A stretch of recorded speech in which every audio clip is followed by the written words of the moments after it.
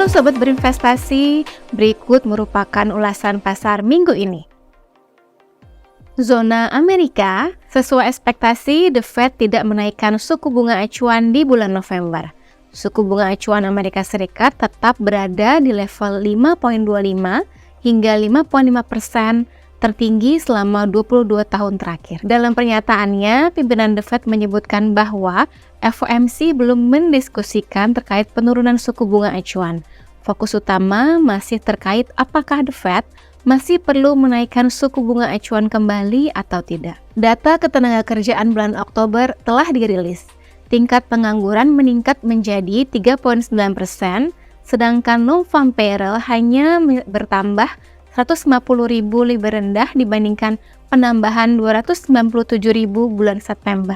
Zona Asia, kondisi manufaktur China bulan Oktober berada di fase kontraksi di level 49,5 versus 50,6 bulan September.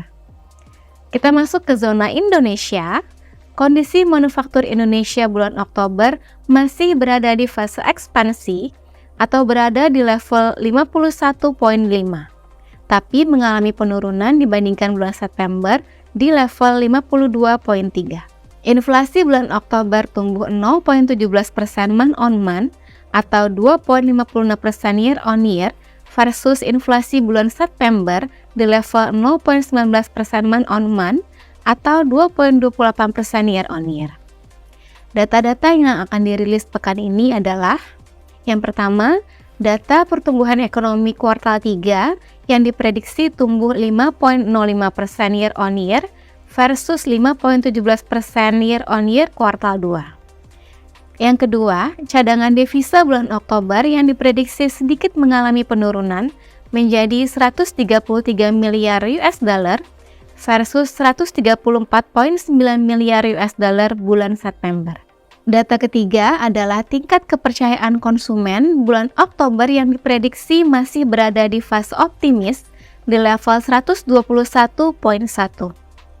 Data keempat, data penjualan retail bulan September yang diprediksi tumbuh 2,9% year on year versus 1,1% year on year bulan Agustus. Market view, IHSG selama sepekan ditutup menguat 0,44% week on week di level 6.788,85. Kondisi global cukup kondusif saat ini, khususnya dari Amerika Serikat karena The Fed sesuai ekspektasi tidak menaikkan suku bunga acuan di pertemuan bulan November. Pasar juga memprediksi bahwa The Fed tidak akan menaikkan suku bunga acuan di bulan Desember. Data ketenagakerjaan Amerika Serikat bulan Oktober yang mengalami penurunan memberikan rasa optimis bahwa The Fed akan cenderung dovish di masa mendatang. Seharusnya IHSG dapat bergerak sesuai kondisi fundamentalnya dan dapat di zona positif di pekan ini. Beberapa data domestik yang akan dirilis pekan ini adalah pertumbuhan ekonomi kuartal 3, tingkat kepercayaan konsumen bulan Oktober, dan pertumbuhan penjualan retail bulan September. Asing mencatatkan penjualan bersih sebesar 2,84 triliun rupiah selama sepekan, atau outflow sebesar 14,42 triliun rupiah selama year to date. Pada pekan lalu, 3 sektor yang mengalami penguatan adalah sektor teknologi, properti, dan keuangan, masing-masing sebesar 5,54%, 1,90%, dan 1,35% secara mingguan. Pada tanggal 3 November 2023, yield benchmark Sun 5 tahun turun menjadi 6,79%, yield benchmark Sun 10 tahun turun menjadi 6,81%, dan yield benchmark Sun 15 tahun turun menjadi 6,95%, serta yield benchmark Sun 20 tahun turun menjadi 7,03%. Kepemilikan asing pada pasar Sun per tanggal 2 November 2023 tercatat sebesar 815,62 triliun rupiah atau sebesar 14,72% dari total outstandingnya. Meningkat dibandingkan per 27 Oktober 2023 yaitu sebesar 808,95 triliun rupiah atau sebesar 14,66% dari total outstandingnya. Amerika Serikat akan memasuki fase disinflasi sehingga diharapkan tidak akan terlalu agresif dalam menaikkan suku bunga acuan.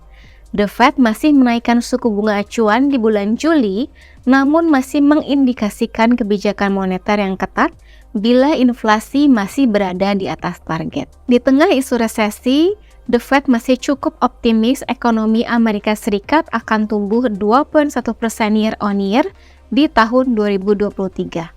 Indonesia juga akan mengalami penurunan inflasi di tahun ini. Pasar obligasi akan bereaksi positif terlebih dahulu akibat perbaikan kondisi makroekonomi yang akan diikuti oleh positifnya kinerja di IHSG.